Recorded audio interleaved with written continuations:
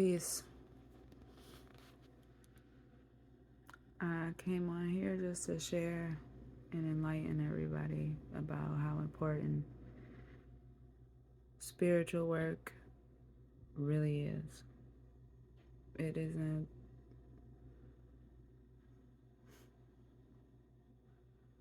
isn't simple because you really have to face your fears. And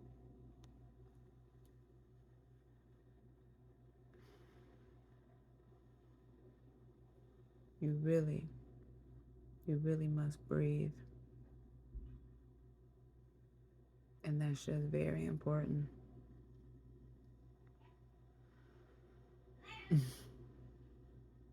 My first real physical spiritual experience where I was learning breathing was when I was 16 and I was having my eldest son.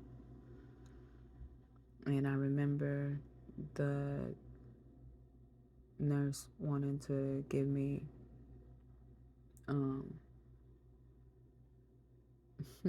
I was gonna say amnesia, but they wanted to numb me completely.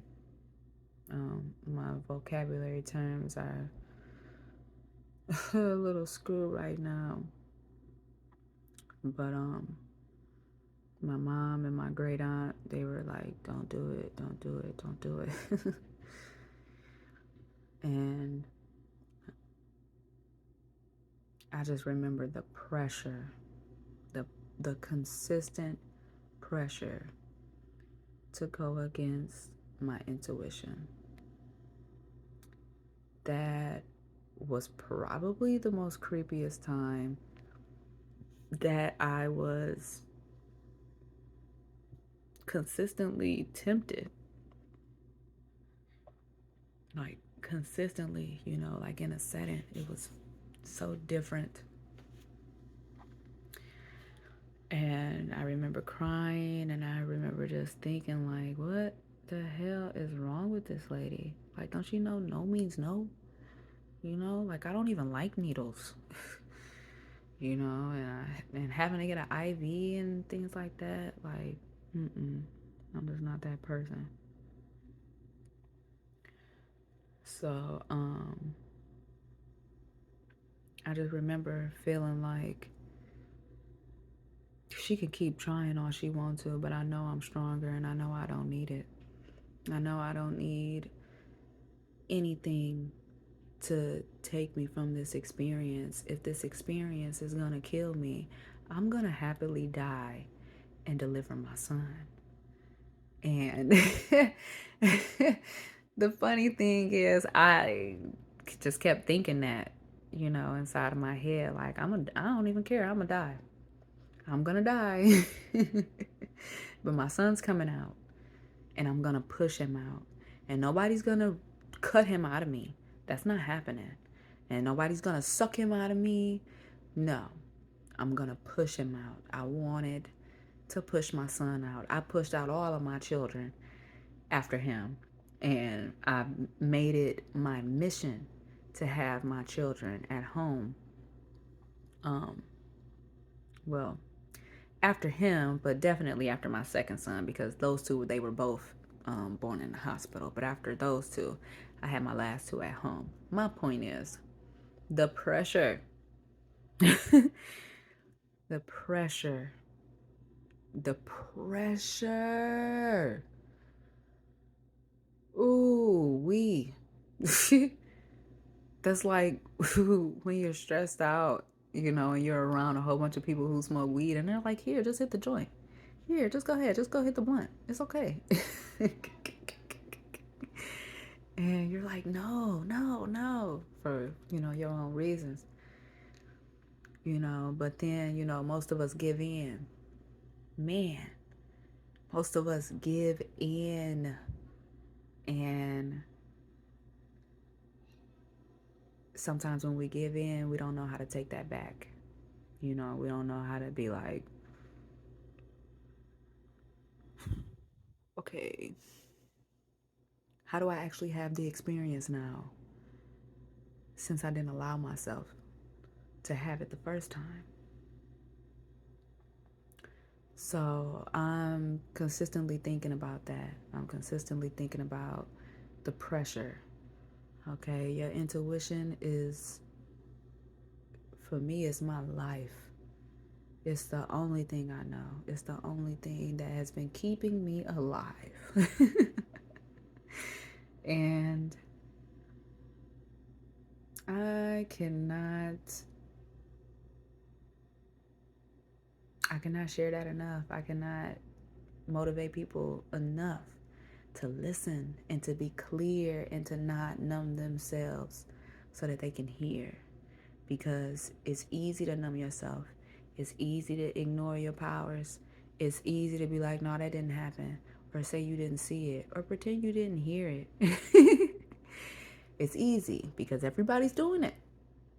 And the pressure is like, fuck that. You know, but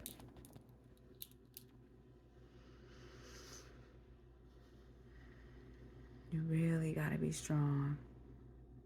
You really gotta be strong. And man, it's like when you finally trust yourself and you keep denying that pressure, the more you keep denying it, the easier it's gonna get to say, fuck you. I'm gonna listen to me. I'm gonna do what my ancestors are telling me. I'm gonna do what my inner self is telling me.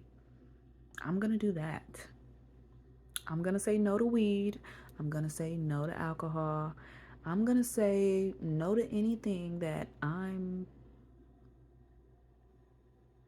not naturally enhanced with.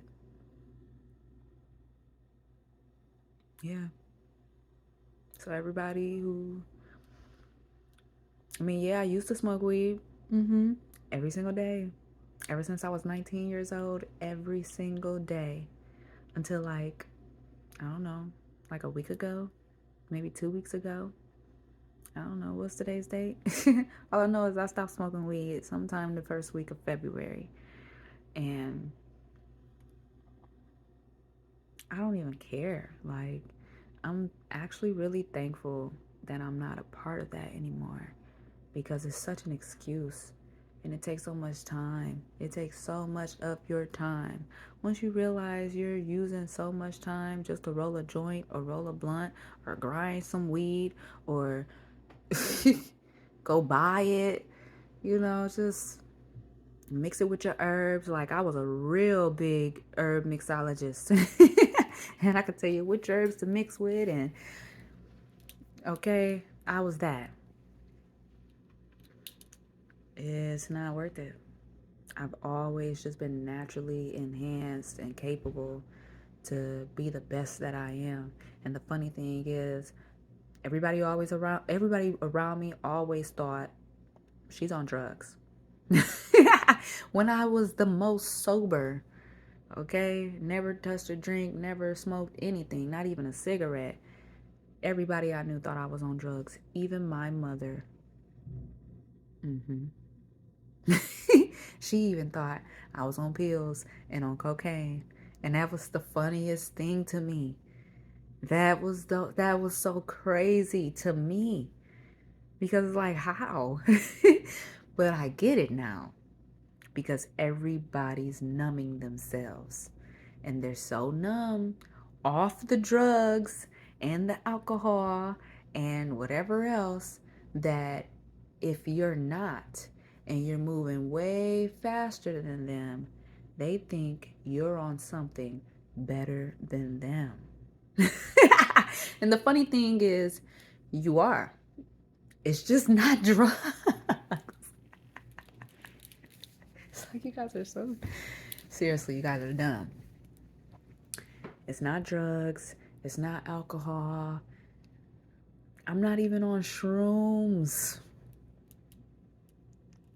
I'm not even on shrooms. I'm not. I didn't even go to sleep last night. Like, I went to sleep at like 6 this morning and woke up at like 7:30, I think.